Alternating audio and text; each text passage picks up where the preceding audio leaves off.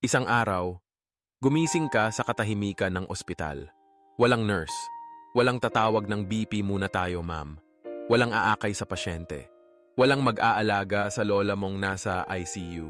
Ano kaya ang mangyayari sa Pilipinas kung lahat ng nurse ay nawala? Unang araw, sa emergency room, code blue. Pero walang nurse na rumiresponde. Ang doktor, hindi na alam kung sino ang kukuha ng vital signs, magbibigay ng meds, mag-a-assist sa intubation. Sa ward, ang mga pasyente, hindi maligo, hindi mapalitan ng linen, hindi mapainom ng gamot sa oras. Sa mga birthing homes, walang tagamasid sa buntis. Isang inang nanganak, mag-isa. Ang sanggol, hindi na check kung stable ang heartbeat o may sepsis. At sa mga bahay-bahay, wala nang community nurse. Wala nang nagbabahay-bahay para sa BP monitoring. Wala nang nagtuturo ng tamang family planning. Wala nang nagbabakuna sa mga bata. Alam mo ba? Ayon sa Philippine Statistics Authority, halos 200 billion ang remittance mula sa mga nurse sa abroad kada taon. Kung lahat sila ay biglang nawala, babagsak ang ekonomiya. Pero higit pa dyan, babagsak ang sistema ng kalusugan.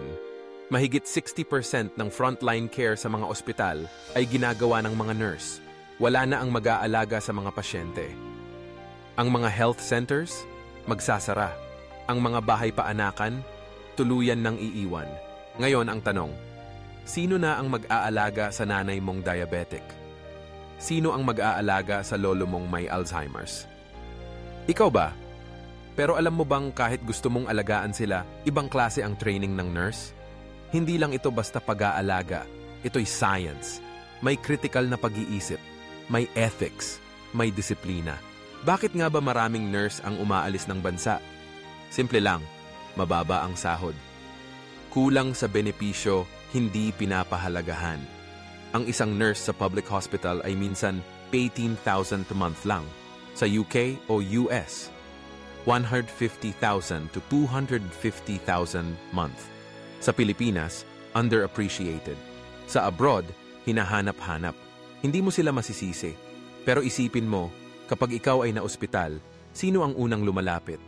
Hindi ang doktor, kundi ang nurse. Sila ang bumabasa ng dugo mo. Sila ang gumagamot sa sugat mo. Sila ang umiiyak kapag nalaman nilang wala ka na. Silang mga nurse ang tahimik na bayani ng ospital.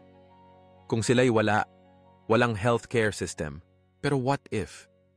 Sa halip na mawalan tayo ng nurse, pinili nating alagaan sila? Tinasa ng sweldo, binigyan ng hazard pay, pinrotektahan laban sa workplace abuse. Ginawang priority ang mental health nila at binigyan sila ng dignidad bilang profesional. Siguro, mas maraming nurse ang mananatili. At ang Pilipinas, magiging mas malusog, mas handa, mas ligtas. Ang mga nurse ay hindi lang tagahawak ng BP at thermometer. Sila ang puso ng healthcare system. At kapag nawala sila, tayo rin ang mawawalan. Kaya habang nandito pa sila, igalang, suportahan, pahalagahan. Tanong, what if ikaw mismo ang dahilan kung bakit nanatili ang nurse sa bansa? Pwedeng ikaw ang magbago ng kinabukasan. Kung nurse ka, salamat sa serbisyo mo. Comment kung may kakilala kang nurse na bayani rin sa buhay mo. I-share ito para marinig ng buong bayan ang boses ng ating mga nurse.